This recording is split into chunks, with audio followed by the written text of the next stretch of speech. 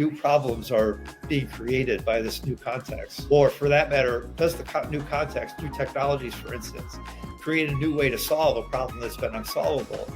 You start to see that missing thing that can be identified. What is that new problem or that old problem? What's the missing thing that doesn't exist yet in that category? And if you can see that, then if you know the context and you know what's missing, it becomes very easy to frame the innovation that has to be created to solve for that problem in this new context. Hello, everybody. Thank you so much for joining us. Hold on. Thank you. Hello, everybody. Thank you so much for joining us on this talk. It's how to, let me see, the category creation formula, discover, design, and win new market categories. It's a great honor to introduce to you all Kevin Maney, M-A-N-E-Y, and Mike Damphousse. They're about to publish their new book of the same name, the category creation formula. And I think this is a very privileged opportunity for everyone that's here to get a preview on the new concepts that they're revealing here. This is kind of brand new thinking in category design, which is really great because it's sort of like we're never keeping category stale. We're always updating things, especially the thinking about category design. And so, Kevin, Mike, why don't you introduce yourselves, and then I think you had an initial 10-minute mini presentation that you wanted to give before we start into the question and answers in the fireside chat.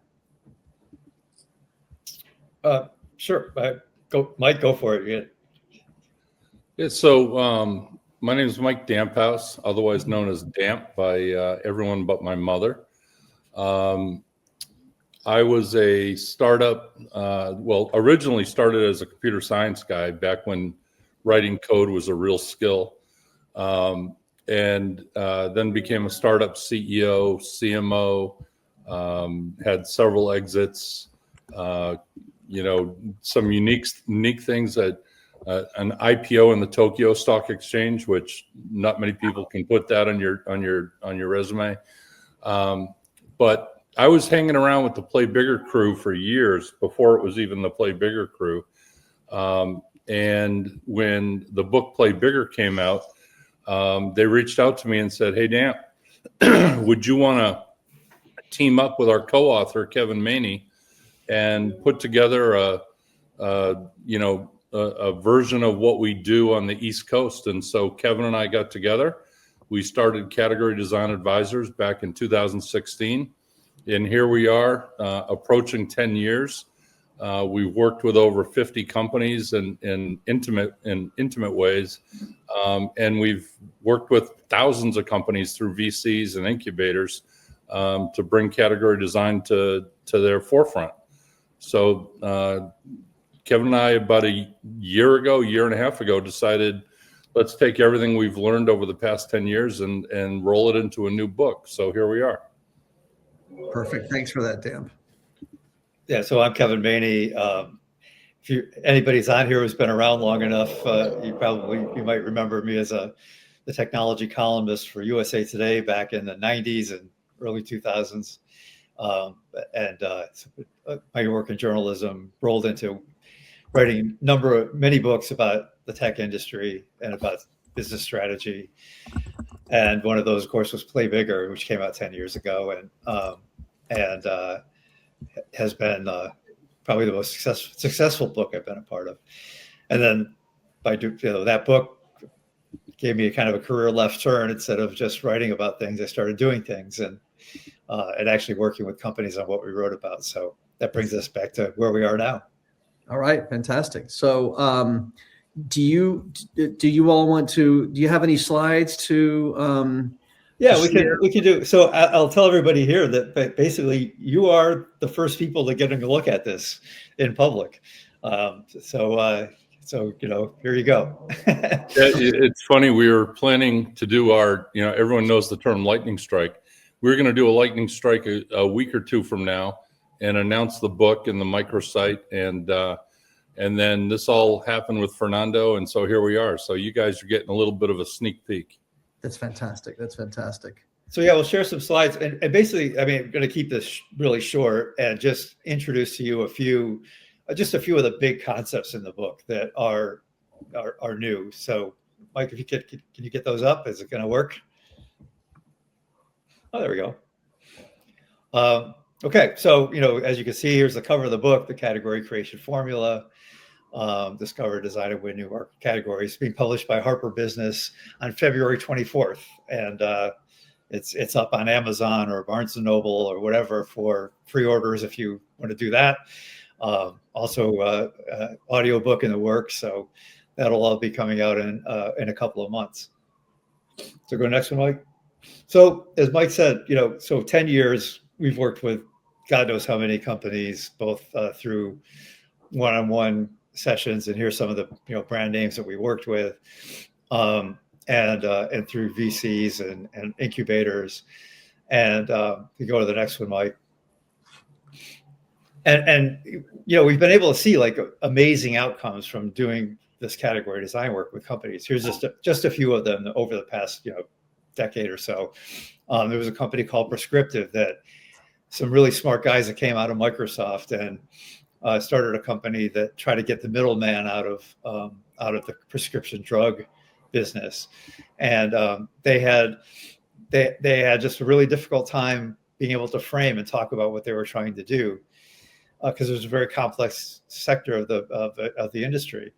And working with us, they really got their category straight, their story straight. They really had something to take to VCs, and within weeks, they raised $26 million in an A round and have been going like gangbusters since. There's another company called The Predictive. And by the way, this also gives you an idea of like the range of companies that can benefit, from going through category design. So the Predictive Index was a 60-year-old company when we started working with them, and they wanted to reframe what they do based on new technology and the data that they have. And not long after going through this category design work, they were able to raise $101 million in 2 different rounds.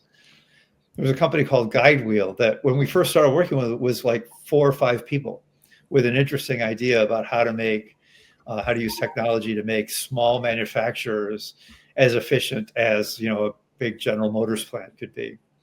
And in fact, the woman who was the CEO and founder, Lauren Dunford, has done such a great job with that whole category story that not only have they been able to raise significant amounts of money, but she got invited to do a main stage talk at TED about this whole idea of her category, and she got invited to speak at the World Economic Forum. So, all of which sort of really doubled and tripled her impact on the category. And then finally, one up here is LinkedIn Sales Navigator was a huge. LinkedIn had this sales solutions division that was 10 years old when we worked with them. It's a $1 billion division, but they had gotten stale, and they knew that the problem they were solving for the sales profession had changed quite a bit. So that whole context discussion became hugely important that we talked about in the last session. And in the year after working with us, they went from the worst performing division inside of LinkedIn to the best performing division inside of LinkedIn. So it made a huge difference for them, creating a category called deep sales that they're still writing today. So we really have found out that this stuff really works and really makes a difference. Whether you're a tiny startup, a large $1 billion company, a 60-year-old company, or a well-financed company coming out of some very experienced people. So you go to the next one, Mike. So then, the title of the book is The Category Creation Formula. And so what is the category creation formula? Well, in the years of working with all of these companies, we started to realize that there is a way to really simplify the discussion to have to understand what new category can be created. And so we came up with this formula: context plus missing plus innovation equals a new market category. And I'll explain what each of those things means. So context is the context around the audience you're trying to address. So in LinkedIn's case, for instance, there was sales professionals, and then you have this conversation about, we want to have a really deep conversation about how are things changing around that particular audience. What's happening not only in technology but also in politics, or in the economy, or anything else that might be impacting the way that profession operates. And if you really have that deep conversation and you start to try to look at, like, okay, well, what new problems are being created by this new context? Or for that matter, does the new context, new technologies, for instance, create a new way to solve a problem that's been unsolvable? You start to see that missing thing that can be identified. What is that new problem or that old problem? What's the missing thing that doesn't exist yet for that category? And if you can see that, then if you know the context and you know what's missing, it becomes very easy to frame the innovation that has to be created to solve for that problem in this new context. And if you do all those three things, you've basically described a new market category that needs to exist whether you do it or not. And in fact, and we'll literally, when we start a conversation with a new client, one of the first things we do is we put this up as a slide in front of the room, and tackle these topics one after another in sequence, and really focus on each one. And then ultimately this becomes a great guide to creating the POV in the end. So I'm just going to roll through a couple of other. Yeah. Go through one more slide, Mike, because I want to tell you a story that this is a way to kind of put some meat on the bones of that equation. Is if you look at every product launch that Steve Jobs ever did, and if a lot of people consider Steve Jobs the greatest maybe category designer of all time, every product launch followed the formula in the way that he presented the new product. So here's an example of when he got on stage to introduce the iPad in 2011, and he gets up and he says, okay, starts out with the context, which is the context that he described was, there's a new media landscape out there. It's everything's going digital. You're going to start consuming not only just music, but books and movies and sports events, and everything is going to be digital. And in this new context, you have two devices that you can possibly do that with, and one is a phone. And the iPhone is a great thing, but it's got a really small screen. It's not going to be great for watching a football game on. And on the other hand, you got this laptop, which has a nice big screen. It might be great for a football game, but it's really terrible for going to the beach and reading or listening to music. So he laid out this context and then made us think, oh, wait, there's something missing. There's a missing thing for being a better way to consume this new kind of media. And he said, basically, today we're introducing a new category of computing. It's this thing called a tablet. Ours is an iPad. It's this new thing that sits in the middle of here and solves this problem that the new context has created. And if you look at the way he introduced the iPhone, he does it the same way. He was brilliant at this. And in fact, that was watching Steve Jobs was part of how we got to distill this formula down. So go to the next one, Mike. I'm sorry, I'm just going to roll through these and we could talk about them later. And Fernando's questions or questions from the audience. This is another one that was really helpful, especially for technology companies. And so it's a concept we took from a book called Where Good Ideas Come From by Stephen Johnson and modified it a bit for our purposes. But we call it the adjacent possible. So if you look at this chart, the vertical axis is technology. So it's what technology is capable of doing.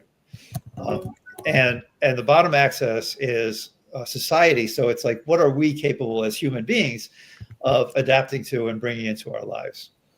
And, technology is always improving. We're always bringing new technologies into our lives. And so if you think of those as constantly moving axes, so the green space there then is all the things that exist and work and that we use. So, our laptops, our cell phones, a toaster, whatever, they're all in the green space. They're all categories that exist, right? And we're using.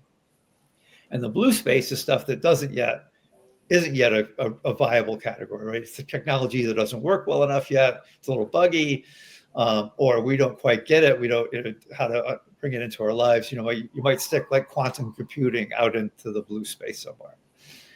And what Stephen Johnson discovered when he researched, how products catch on, is that they really catch on and change the way we live and work when they land in this space he called the adjacent possible, which is this thin band between those two things. So it's basically it's pushing the technology just a little bit, so it still works, but it's also it's not buggy or too hard to use, and we understand how to use it, but it's new to us, so it seems cool, and so we say what we tell tech companies is that we need to land whatever this new category we're talking about. We need to land it in the adjacent possible. Mm-hmm. Some technology companies we talk to, once we have the conversation, we realize they're in the green space somewhere, which means they're entering somebody else's category. They're just trying to be a lower price version, or maybe have a few extra gizmos on their thing that is really some. So if we're landing in the green space, we say we have to move out. We have to find a way to take this out to the adjacent possible. Other tech companies we talk with have this amazing vision for something that can exist 10 years from now. But if they don't land it in the adjacent possible now, they're going to run out of time and money before they ever make that actually happen. So then the conversation is, how do we roll this backwards to something that lands in the adjacent possible today and paints a picture of where we can take it tomorrow? And in fact, in category design, we find that this is actually a really important thing, is not only landing in the adjacent possible, but having as part of the story where this goes as time moves on. What's the journey you're going to take us on? And if you go to that next one, Mike. And again, borrowing from one of the greats, this is exactly what Jeff Bezos did when he started Amazon. He knew that the internet was going to be a way to basically sell everything. But in 1994, when he started Amazon.com, people were still afraid to put their credit cards on the internet. Mm-hmm. The idea of being an everything store in 1994 was just not going to fly. But he had to find some place in the adjacent possible to land this thing. And he realized that there was a particular audience of people who loved books, who always had a hard time finding the books they wanted in the bookstores that were around them because they could only have so many SKUs. And on the internet, if you ordered a book, Amazon could find it anywhere. I don't know if you remember, but in Amazon's early days, it would take like 2 weeks to get a book because you'd order it and they'd have to go find it somewhere and then send it to you. But that had a certain appeal to a certain audience, and they understood why this would be an important thing to them. So it pulled them, into the adjacent possible. And if you look at his early investor letters, he always understood that there was going to be this progression, that he was going to take you on a journey, starting with books. And again, that's something that is very effective when we're trying to create a new category. It's making sure you have that journey to tell people about. Next one, Mike. So another concept in the book that we play out much, and all of these, by the way, were not in Play Bigger. So these are things that have happened and come out of the past 10 years. And we realized that one of the things that is very valuable to do is what we call set the category rules. So from the very beginning, you show people and you set an expectation of how this category is going to work. Then everybody who comes in behind you basically has to meet that expectation. And one of the great examples of that was what Uber did. And if you go back and you can look on the internet and see Uber's very first deck that they presented to VCs when they were raising money. And, there could have been 100 different ways that you could have set up a ride sharing app. But in that first deck, Uber set out this idea that there would be this little map, and you see the cars on it, and you put in your credit card so you didn't have to pay later. It would just automatically happen. All these things that were part of the way Uber was going to work. And by teeing up those expectations and setting the rules for how a ride sharing app would work, if you go to anywhere in the world and open a ride sharing app by some other company in Singapore or, in China or anywhere, it basically looks like this. Yeah. Because Uber set those rules. And if you're the one who sets the rules, then you're always in charge of that category, because, if you want to change the rules, everybody's also going to have to change the rules too. Mm-hmm. Next one, Mike. Interesting thing about category. So, for a long time, we and everybody else, you mess around with words. You try to find a category name, and there's lots of ways to do that. But we ran across some research. I think, if I remember right, it was by these guys at Princeton University, about what kinds of new names end up sticking. Mm-hmm. And they made this really interesting observation that it was the key to it was to pair a new word with an old word, because the old word anchors us in something we feel like we know, but the new word makes it feel like it's something new and different. In fact, it pulls that old word into the adjacent possible. So, think about we all knew what a phone was when, the smartphone came along and it made us think of a different category. Computing was an old concept, and you add cloud to it and it made it something new. We all knew what an oven was, but this thing called microwaves, you put that into an oven and you've got something that's different from an oven. Or like the category we did with LinkedIn called deep sales. So that's what when trying to come up with a category name, this is something that has been very effective. Yeah, can I make a little comment on that? A company called Softtech, which is the largest technology outsourcing company out of Mexico, they coined the term nearshoring. They were the first ones that used the term nearshoring. They made the mistake of trying to trademark it, but everybody uses nearshoring. It was a classic pairing of a new word. Well, a new word associated with shoring, because there was offshoring before. Right. But they tried to trademark it, and they did trademark it, but they couldn't control it, because everybody and their dog now, from Mexico all the way down to Tierra del Fuego, are using the term nearshoring. Well, and that's the point. The other point on this slide is that you should never think of your category name as the same thing as your brand. Yeah, it is not. A category name is something that you want, like all of these names that are on here, that you want other people to use. Yeah. And microwave oven is a category, and then you've got brands inside of the category. So you would never want to trademark it. You never want to capitalize it. You never want to present it as a brand. You want to present it as a thing. Yeah. Go ahead, Mike. So, over the years, there's lots of ways to write a point of view, but over the years, we've come up with something that's very much of a kind of somewhat formulaic way of doing it that works every time, but it actually kind of follows everything I've just told you about, the category formula, the setting the rules, all of that. And so the way that we create a point of view, a POV, is the first part of it deeply describes a problem. That's the whole context part of that thing, right? Deeply describes a problem. And then the next part of it defines what that solution is like. And again, you're talking about the category, not your product or your it's not a marketing document, it's a category document. And as part of that definition of the solution, you start to set the rules and the expectations of how this category works. And then finally, once you all do all of that, you can describe to people the journey you're taking them on. If you start here, this is what it's going to be, a few years out or 5 years out. And the very last bit, the last thing we put in there at all, is why you as the company that we're working with are the ones that are best positioned to bring this to market. And in a sense, that's the least important part of the document, because if you set up it is sort of justifying why you're the one that's trying to bring this to the market. And finally, Mike, I think we're towards the end. It's just that's those. So look, the book is full of concepts like that we've developed over these years. Those are 4 or so of the biggest ones, but there's a whole lot more. And so again, we could talk about some of those here in this conversation. And the book comes out in February. It's all detailed there. I've already pre-bought. I've already done the pre-sell, or no, I already pre-bought the book. Yeah. Thanks, Fernando. Yeah, you can pre-buy the book on Amazon right now. So Is there an Amazon link there? I'll find it and I'll put it on the chat in a minute.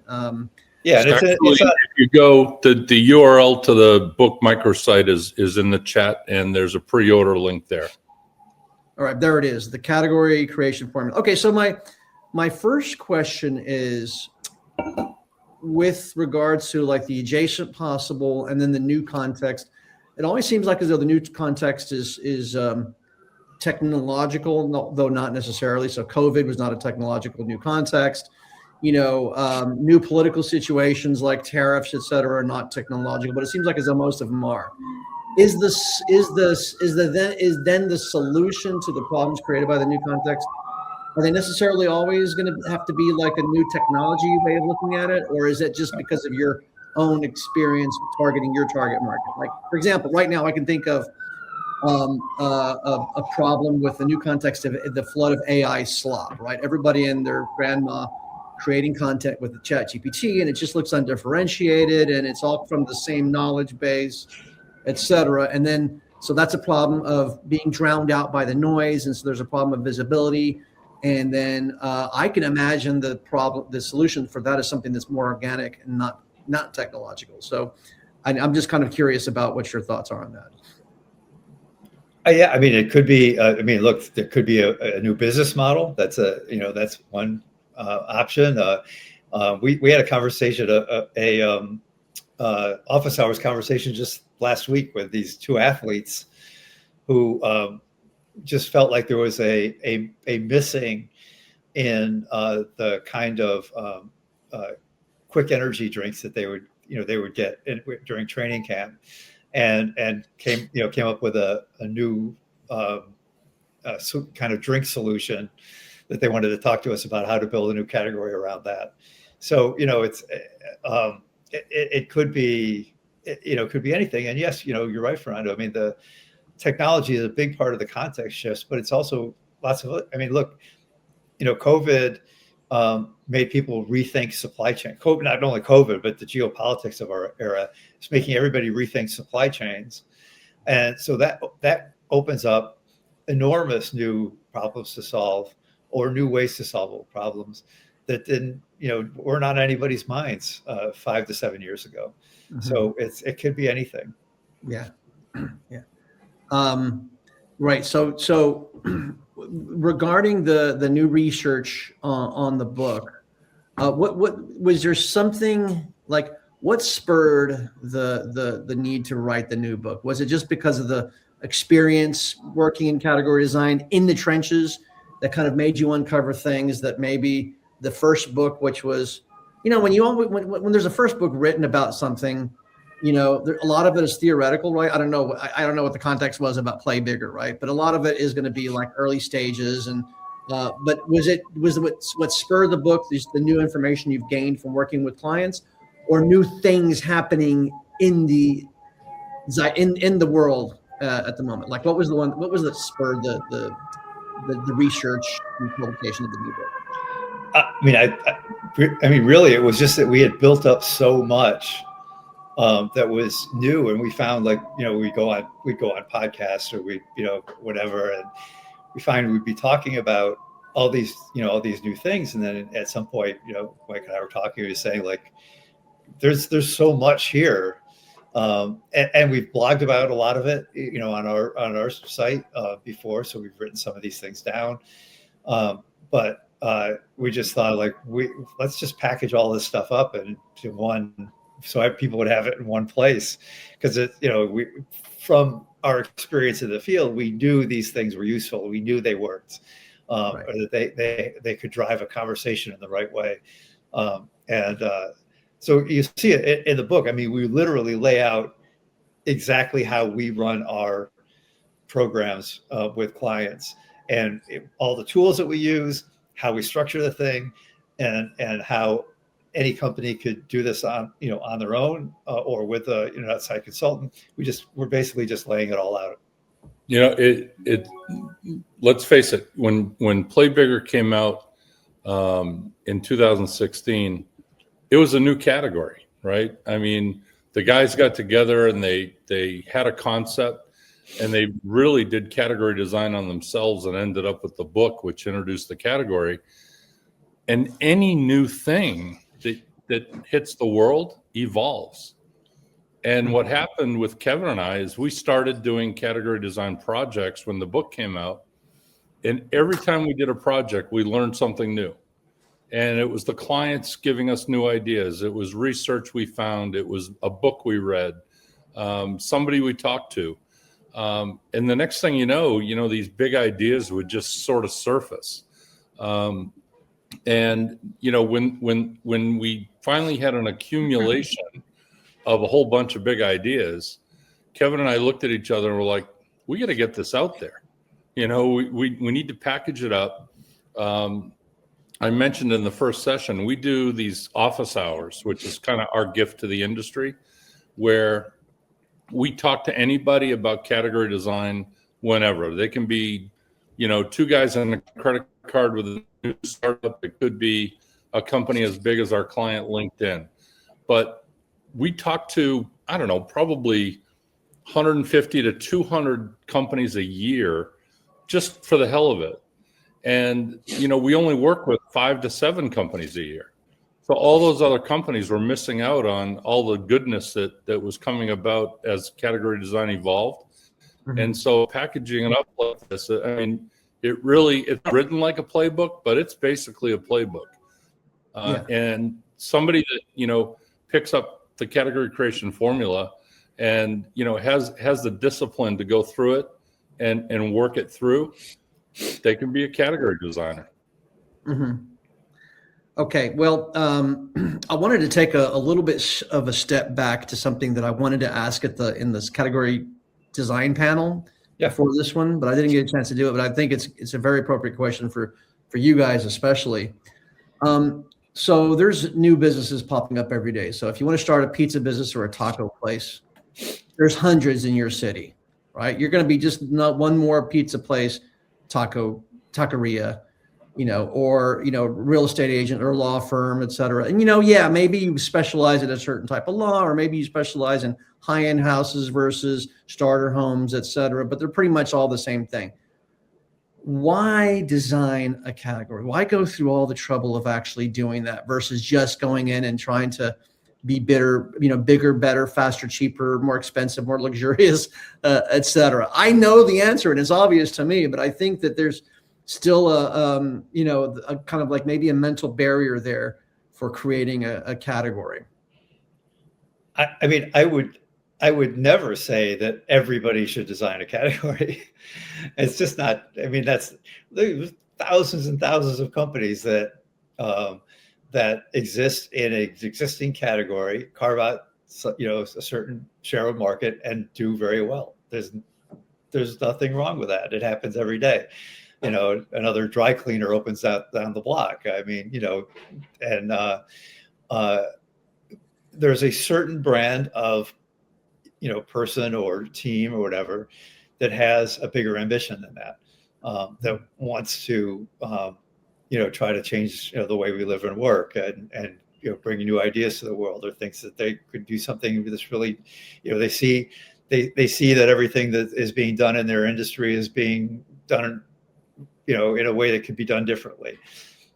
There are people who have that ambition that want to do this and stand out and go above and beyond. And, those are the people who are drawn to category design.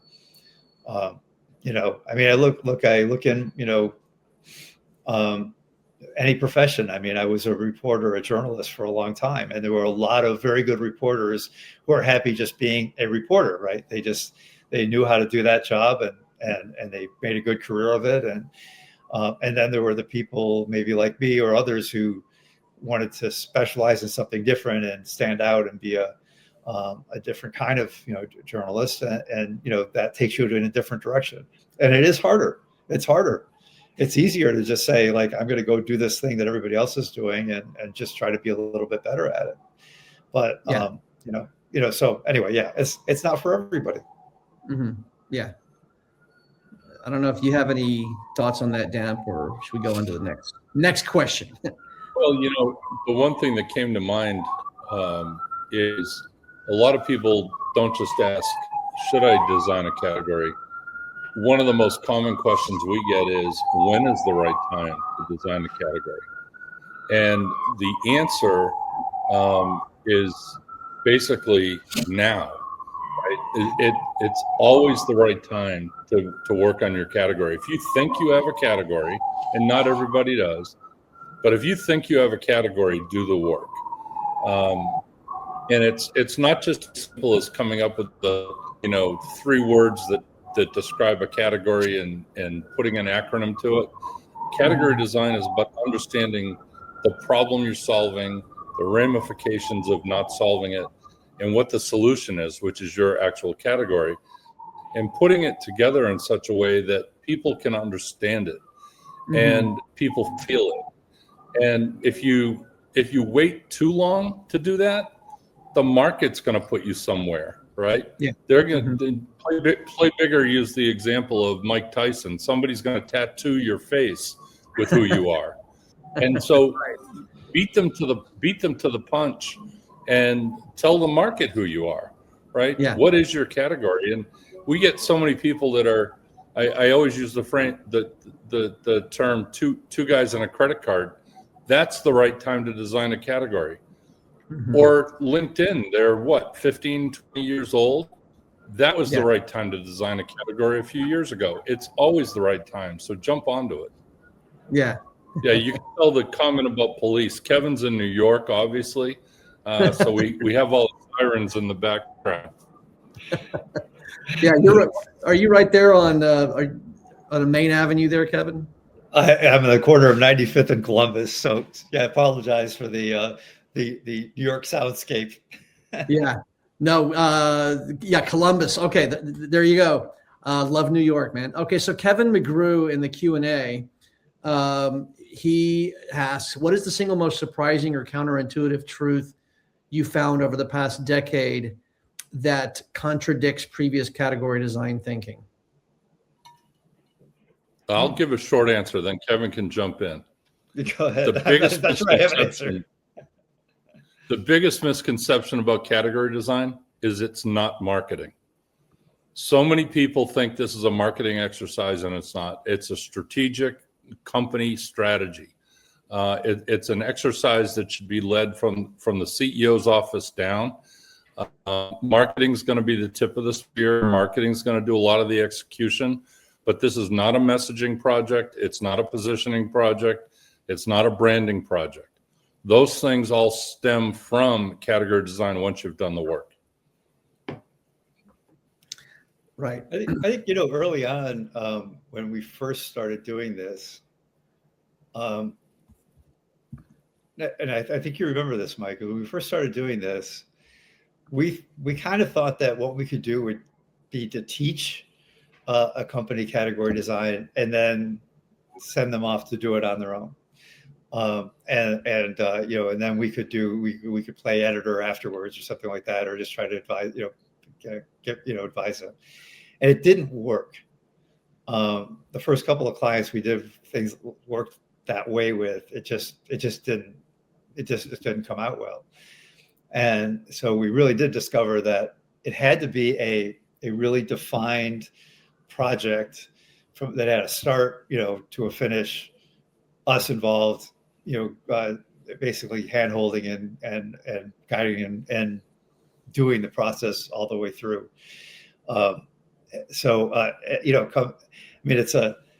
There is something to be said for, look, we just did a big project for it, a company in the insurance tech sort of general space, right?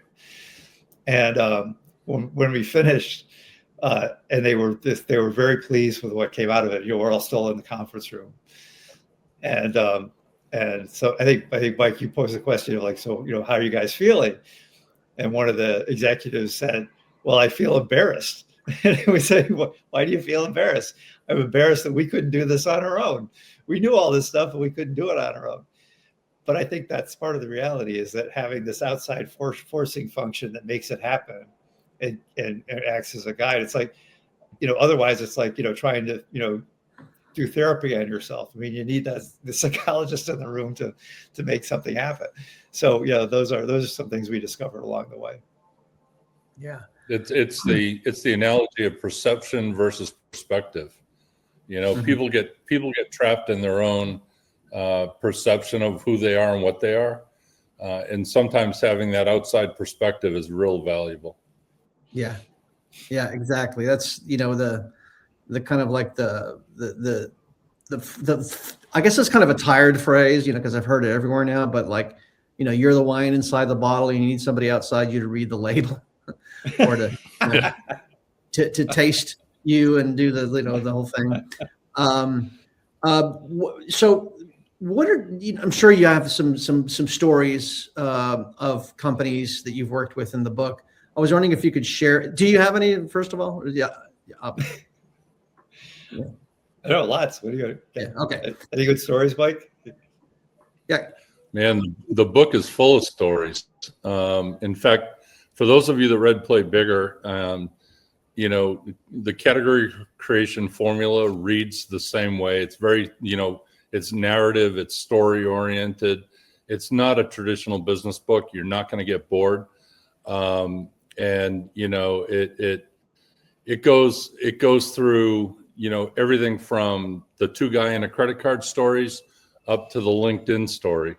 And you know, the reality is it's all, you know, regular people that are faced with the fact that they see a category, they know they have it, right? They've got the DNA of the category, and the process of category design processes and sequences that DNA for them. And once you go through that and you then see the sequence DNA, you see the category. If you don't build it, somebody else is going to. And I think that's so important nowadays is the moment you feel you have a category, do something about it. You know, don't wait. Don't think that traditional marketing is going to get you over the wall. You know, category design is powerful for one reason. It's the way people think. And take advantage of that, right? Brain science is not in place for any other reason other than it works. Yeah. You know, I think I'm really happy that you said that, because that's when I was coming up with this whole strike marketing thing. It was based on what I was seeing in terms of the frustration of Gen X and Boomer founders, you know, because, you know, nowadays, you know, as opposed to 50 years ago, now when you reach your 60s and 70s, you're still active. You don't want to be sitting on your rocking chair smoking your corn pipe. You want to be founding companies. And I have a client who's 70 something years old. He's the head of a really cool new technology companies in the cloud convergence space, right? Which is a new category in and of itself. But so I was seeing this frustration that there's these all founders that come out that are starting companies, but they're just they're not able to get the visibility that the sort of like the Gen Z and the millennials were. And so I came up with, you know, following the category pirates very closely, lightning strike marketing, and I kind of carving out my little niche in it, strike marketing, which is an antidote to this, you know, that's the invisibility trap is what I call it. But I didn't know if it was something that was really going to have legs until I talked to one of my speakers who were coming on at 3 p.m. Central, 4 Eastern today, Brian Funk.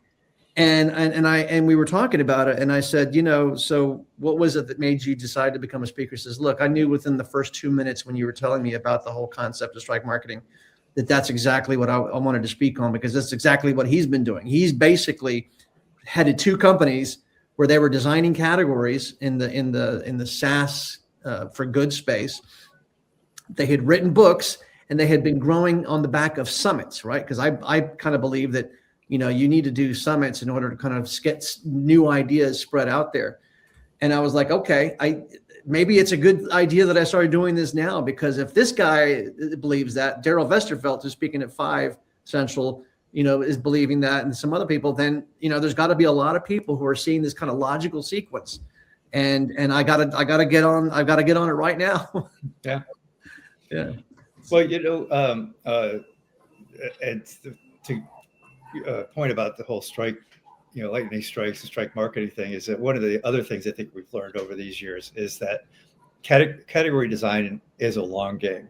It's not like you come up with a POV, do a lightning strike, and you're done, and it's all going to happen.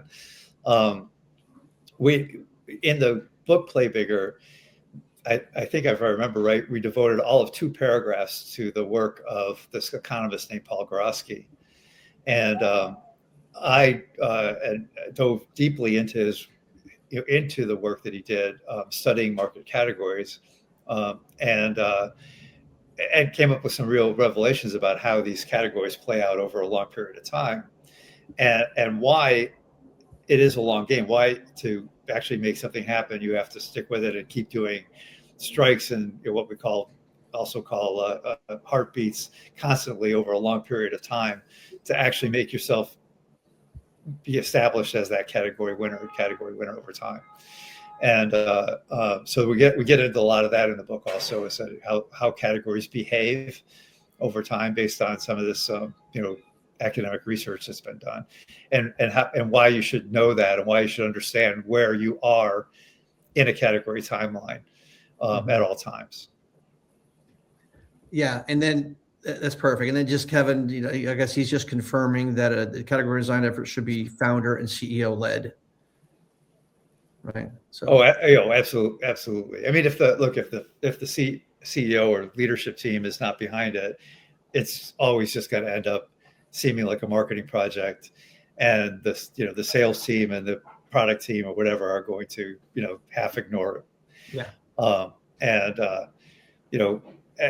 Mike, you know more about this than me, but tell the story about LinkedIn going back and redoing the product.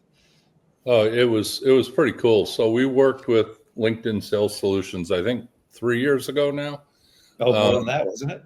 Oh, I don't know. Is this Sales Navigator? Is this Sales Navigator type thing? Yes. Yeah. Time flies when you're getting old, I guess. Exactly. But we did all the work with them on the category design side, and normally we conclude the heavy lifting part of our projects, and then the whole company mobilizes to bring it to the world. And usually within 90 days there's a big lightning strike introducing the category, etc. They didn't. They put the brakes on all the external marketing, and they rewrote the product.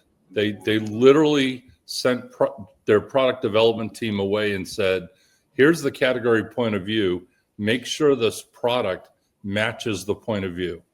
And so they basically pivoted for about 6 months before they started getting the marketing efforts ramped up again. It was pretty powerful. And the same thing can happen at startups, right? I don't know, Kevin, how many times? Well, twos. Yeah, twos. I mean, they had this brilliant idea. We did the category design project, and next thing you know, they're a different company. They had a whole new idea that evolved out of the category design work, and it was always there. But all of a sudden, they realized, wow, that's our flag on the hill. We're not this other thing. We're completely different. And it's such an enlightening process to go through. I mean, we even had, I tell this story, and not for any other reason other than how powerful it was. We had a startup that had been working on a project for about 5 years. We presented the point of view. I looked in the corner of the room, and the CEO was back there, and he's kind of like touching his eyes. He said, sorry, guys, I'm just choked up. I've been trying to say this for 5 years. And they basically had a new definition of who they were. Oh, man. And that really takes that other person looking at it from the outside, because they're maybe they can't see the forest for the trees. Right. So in the time we have left, it's 12:49 Central Time. I can't believe how fast the time has gone. If you could pick another, that story you talked about is great, but if you could pick another really compelling and maybe inspiring story from the book, share that here today. Well, there was, I think, one of our one of our favorite acolytes. I mentioned in the previous session is this founder named Lauren Dunford, who started a company called Guidewheel. And when we worked with them, they were 4 or 5 people, I think, or something like that. And they came at it with, like a really nice idea, which was, she had worked in manufacturing, was married to somebody who from Kenya. And so knew like that there were, all over the world. I mean, you kind of like gets lost in maybe U.S. thinking or whatever, but all over the world, there's thousands and thousands of small manufacturers that can't afford big time technology to try to operate efficiently. And for that matter, she was all about like, how can we help them save, greenhouse gases and, it'd be, carbon neutral, all these things. A big factory like General Motors can afford to buy the latest software and robots and all these other things. So she and her team came up with this idea that you could have this like very $25 clip that you could put on the electrical cord that runs into a machine in a factory, and that clip could read the electricity going through that wire. And if you apply a certain, analytical software to that, you can actually make it understand whether that machine is about to go down or whether it's, it's running inefficiently. And you can get all this information just by the electrical signal going through the wire going to the machine. And so if you, have a small factory and you go and you put these clips on all the things, and they wirelessly send the information back to a cloud-based solution that's got some AI in it or whatever, it can start to analyze your factory and understand how to make it much more efficient and run better.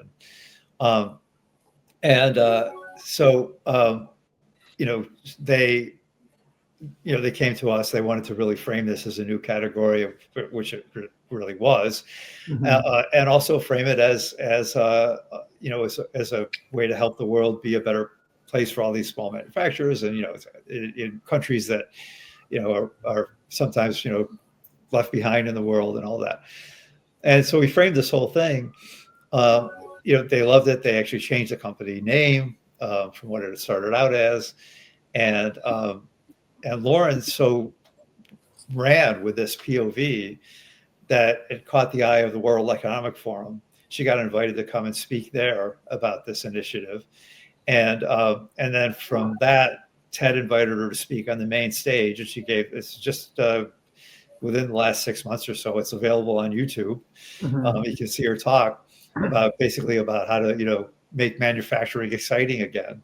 And now this company is like on fire. And it's just maybe it's not a super dramatic story, but it's just one we just really love, and we love how they just took the work that we did together and just built on it piece by piece by piece, and it really made it something special. If I could just comment on that story that you just told, which was hugely inspiring. So in terms of the context change, talk about your formula. The context change, I think, is the availability maybe of new technology, so that the problem that kind of maybe already existed, or the problem was, with the greenhouse gases and also making your factories more efficient, maybe that's existed for 10, 20 years, but the adjacent possible was made available by the availability of newer, cheaper technologies, such as, AI, like the $25 sensor, I guess, right? Yep. So that's the adjacent possible, being able to solve a long-standing problem with new technology. I don't know. I don't know if I'm looking at that. No, that's right. That's right. Yeah, exactly. Yep. Okay. And all those pieces fit together. Yeah. Oh, that's perfect. Perfect. Well, any last words before we go? We got by the way, we have another panel, another panel. This is going to be a talk. The next one is at 1 p.m. Central, 2 p.m. Eastern, which is Chris Stanley talking about his book to business flywheel. But any last words, Damp, Kevin, before we conclude this really stimulating session? I'd like to say thank you for hosting us, and to anyone else out there that likes the concepts of category design and wants to share it with the world. Kevin and I do these all the time. We love talking to people. Obviously, we wrote the book to kind of package up all our ideas for the world, and we're totally happy to share. Podcasts, events, whatever it might be. Reach out to us. All right, perfect. Thank you guys so much, and also the office hour. To be able to. Well, you have office hours at a different URL, but this is so you can pre-buy or get information about the book. And then office hours are available. So that's the categorycreationformula.com. And then to sign up for no, that's not the right one. Categorydesignadvisors.com. There you go. And then /book-office-hours.